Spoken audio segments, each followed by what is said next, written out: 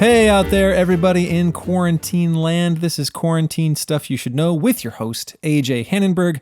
That's me. I'm the host. I'm not like prepping you for a different host. I'm the host. Nobody else. So I know I am ready to be done with quarantine. I bet you are probably ready to be done with quarantine. It feels like forever. So in case you are still feeling a little stuck like me, I'm bringing you some stories from the Decameron. If you're curious why I'm doing this, you can go and check out my intro episode. I'm not going to spend a whole lot more time on it. We're just going to get started with today's story. So after Amelia finished with story number 6, everyone was happy about it. They loved the quip the man had given that priest and how he had sassed him good and made the priest look real silly. And up next was Philostrato. And he said, hey, look, it's pretty easy to hit a target that never moves. No one's really shocked at that, like making fun of the vicious and avaricious lives of the clergy. But it's a pretty impressive thing when an unexpected target appears and then someone hits him instantly out of the blue.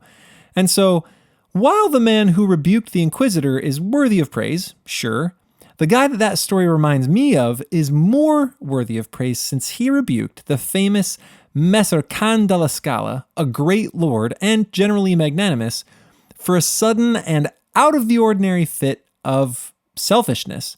And the way he did it was by telling a charming story and rebuking him with charming characters. And here we go. Practically everybody knows Messer Can della Scala, a man who fortune has favored in Italy and who has a reputation for being distinguished and magnificent, and he is one of the best lords we've had since Emperor Frederick II.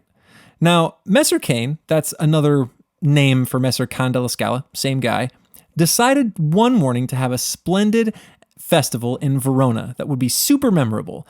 So he invited court entertainers. And in the middle of preparations, he changed his mind. So he partially reimbursed his guests and sent them token gifts and then sent them packing. Except for one, an entertainer named Bergamino, who was a master of impromptu, polished speeches. You give a speech at the drop of a hat, no sweat. He wasn't given leave to depart, and he also wasn't given a gift. So he just kind of hung around because he didn't know what that signified. Maybe there was some business for him in the future. Maybe the Lord would call on him and he would be sort of the farewell entertainer. Who knew? So he stuck around, hoping for some future benefit.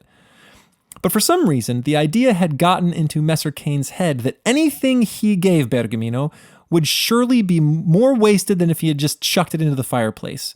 Still, he didn't say anything to Bergamino about it. And so Bergamino got melancholy. He wasn't sent for, and he was using up all of his money staying at the inn with all of his servants and his horses.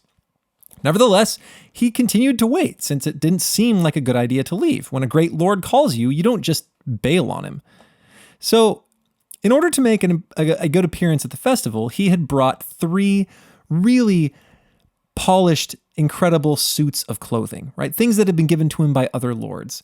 And he kind of ran out of money, and so instead of leaving and sleeping on the ground, he decided to give his clothing to the innkeeper instead of money.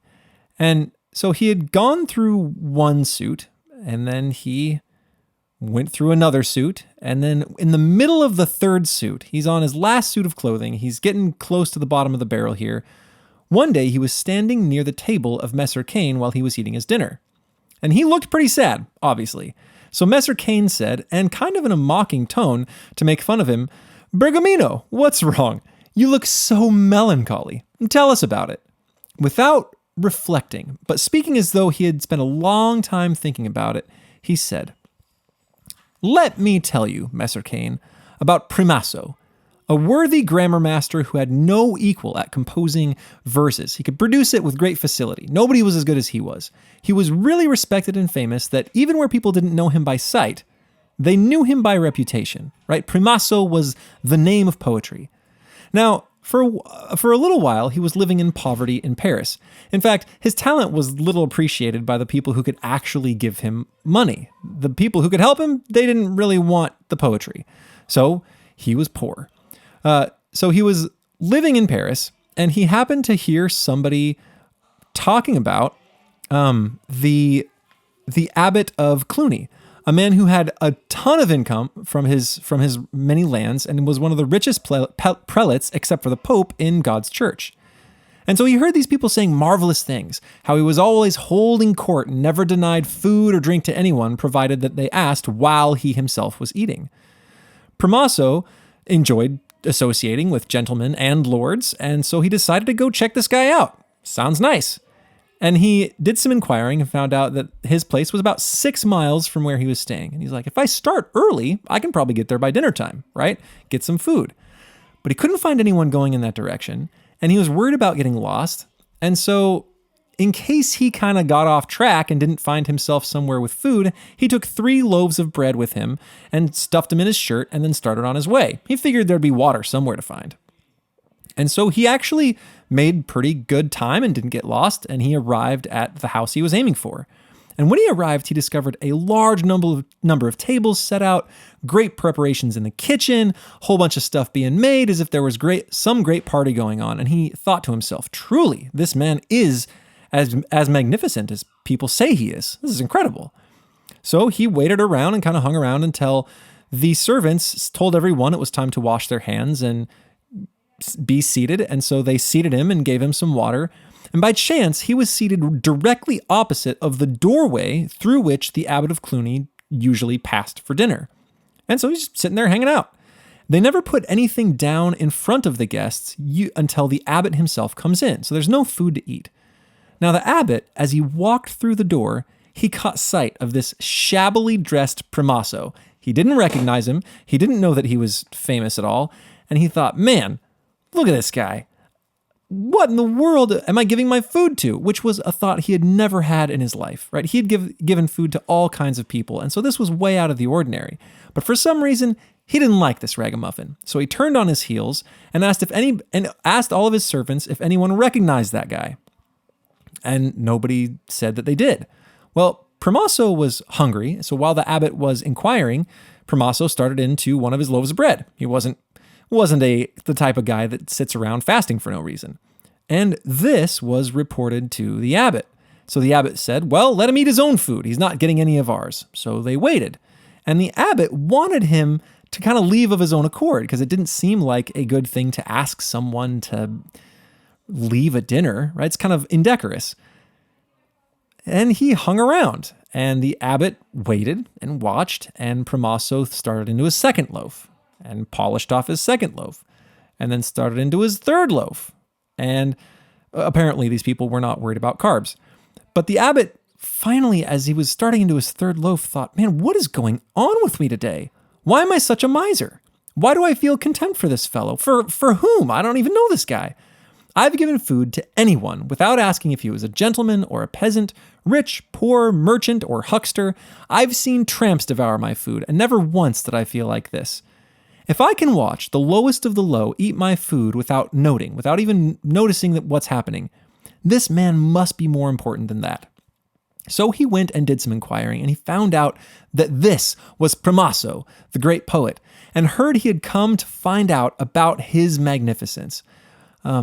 And so the abbot felt great shame, and desiring to make amends, the abbot contrived all sorts of honors for him. He had him outfitted in a fine set of clothes, provided him with money and a saddle horse, and said he was free to come and go as he pleased. More than satisfied, Primasso gave the abbot the most heartfelt thanks and returned to Paris on his brand new horse.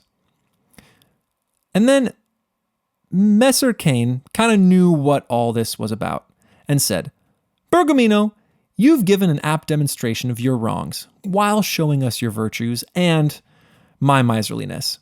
And I know what it is you want. I have never been afflicted like today with the kind of avarice that I felt towards you in your performance, but I'll beat it away with the very stick you've given me. So Messer Cain paid the innkeeper, dressed Bergamino nobly in a nice set of clothes, gave him money and a saddle horse, and told him he could come and go as he pleased. What's interesting to me about this particular story is how nobly both men acted when there was something between them, right? There was no Twitter flame battle between these two guys. One guy told a story that didn't obviously attack Mr. Kane in case he was in company where he would have been embarrassed.